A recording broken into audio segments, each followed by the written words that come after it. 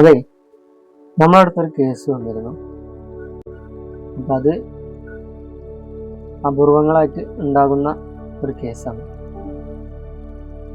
അത് ഒരാളുടെ മോൾക്ക് കല്യാണമൊക്കെ കഴിഞ്ഞു, പക്ഷെ കുട്ടികളൊക്കെ ഉണ്ട്. പക്ഷെ പിന്നെ കുട്ടികളെ നോക്കാനുള്ളൊരു മനസ്സില്ല, ഭർത്താവും വേണ്ട, വീട്ടുകാരും വേണ്ട എന്നുള്ളൊരവസ്ഥ. ഈന മരിക്കാണ്, ഉറക്കില്ല. അത്രയും ഒരു പലതും ചെയ്തു നോക്കി, പക്ഷെ ഒരു രക്ഷയില്ല. അവൻകുട്ടി പറയണത് മരിക്കും തന്നെയാണ്. അപ്പം ഈ രീതിയിലായിട്ട് അവരെ എന്നെ സമീപിച്ചു. അവരെന്നോട് അപ്പോൾ ഞാൻ പറഞ്ഞു, നമുക്ക് ഹീലിംഗ് ചെയ്ത് നോക്കാം. എൻ്റെ REB ഹീലിംഗ് ഡിസ്റ്റൻസായിട്ട് നമ്മൾ ചെയ്തു. അപ്പം അതിനുശേഷം ആൾക്ക് നല്ല മാറ്റം വന്നു.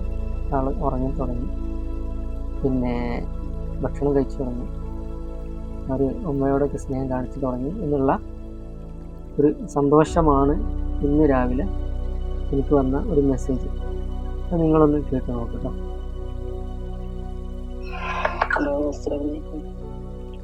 ഡോക്ടർ എന്നിട്ട് പിന്നെ ഞാൻ പറഞ്ഞില്ല അഞ്ചെത്തി വരുന്നുണ്ട്. അപ്പൊ അഞ്ചെത്തിനോട് മുണ്ടില്ല ഒന്നും ഞാൻ ചിറ്റില്ല, ഓളോട് രാവിലെ ഓളിന്റെ കാര്യമില്ലാതെ പറഞ്ഞതാണ്.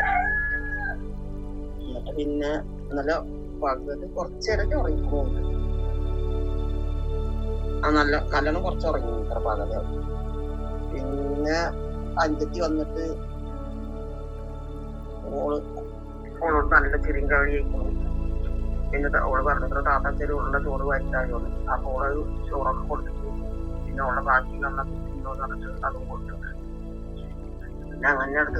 പിന്നെ അങ്ങനെ ഉറങ്ങിയിട്ട് 11:30 ഇല്ലാതെ വെച്ചിട്ട് മനോട് വെച്ചിട്ട് ഫ്രിഡ്ജ് എന്ത് മരുന്ന് വെച്ച് തന്നിട്ടുണ്ട് മയക്കാൻ.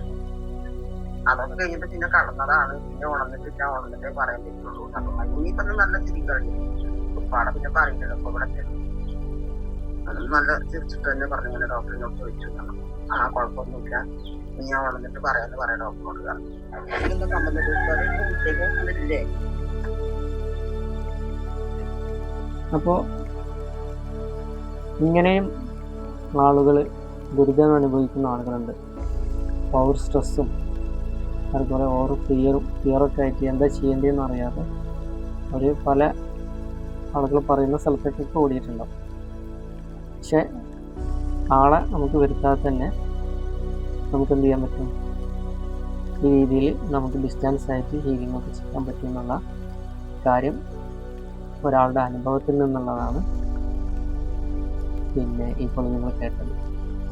അപ്പോൾ ഇതിനെക്കുറിച്ചിട്ട് കൂടുതൽ അറിയണമെന്നുണ്ടെങ്കിൽ 90 37 630 615 എന്ന നമ്പറിൽ നിങ്ങൾക്ക് ബന്ധപ്പെട്ട് കഴിഞ്ഞാൽ നിങ്ങൾക്ക് ഒരുപാട് കാര്യങ്ങൾ മനസ്സിലാക്കും.